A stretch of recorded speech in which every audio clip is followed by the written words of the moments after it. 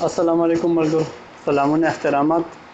نن ما د سکول ملګرو ته چې کوم ملګري ما سره په نهم لسم کې په سکول کې سبق ویلی دی، هغوی دپاره یو نظم لیکلی دی. زه هغوی ته ډالۍ کوم او مینوالو ته د هم نظر وي.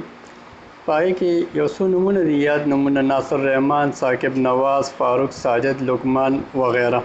که د کومو ملګرو نومونه پکې وانه غوښتی شو، هغوی نه بخښنه غواړم او هغوی ته دې هم ډالۍ وي. نظم دی د سکول ملګرو ته. وایي ملګرو کروریانو، څه عجیبه شان هلکانو، کله خفا کله خوشحالو، څه عجیبه شان هلکانو، ملګرو کروریانو. هم به چغېدو په یو بل، هم به زارېدو په یو بل.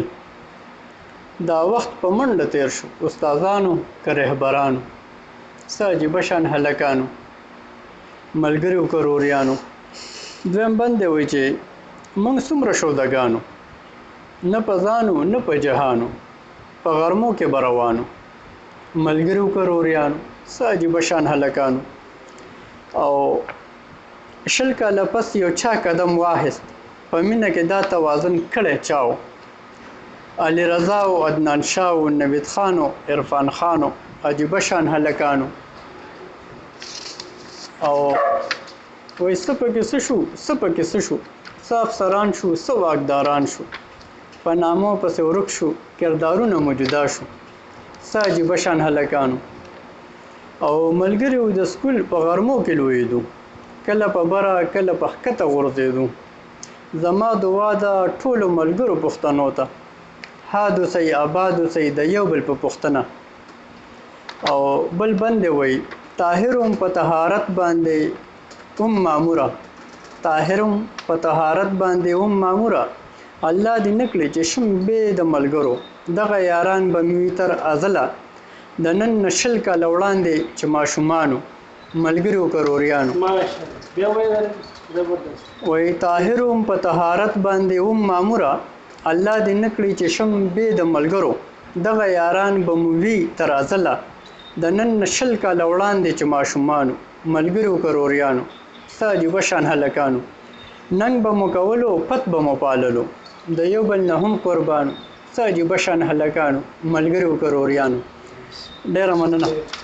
دا بل نظم دی، غزل دی، سوري نظم خو ما وویلو، دا هغه ملګرو ته ډالۍ وم. دا زما د یوټیوب مینوالو ته او کتونکو ته یې ډالۍ وي. وایي درد درد ومه جانانه، دردونه غږېدم، درد درد ومه جانانه، دردونه غږېدم، جام جام ومه جانانه، جامونه غږېدم، لام لام ومه جانانه، الافونه غږېدم، جام جام یم جانانه، شرابونه تویېدم. او وایي وخت وخت ومه وختونه غرقېدم، صاحب صاحب وم بېواره لویېدم.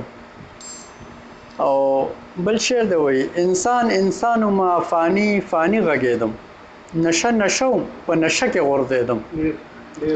او اخري مقطع ده وایي شور شور ومه شتمنه شتمن غورځېدم، شور شور ومه شتمنه شتمن غورځېدم، تورې تورې د ابدو د قرآنه غورځېدم. مننه، خوشحاله اوسئ، آباد اوسئ. الله په امان.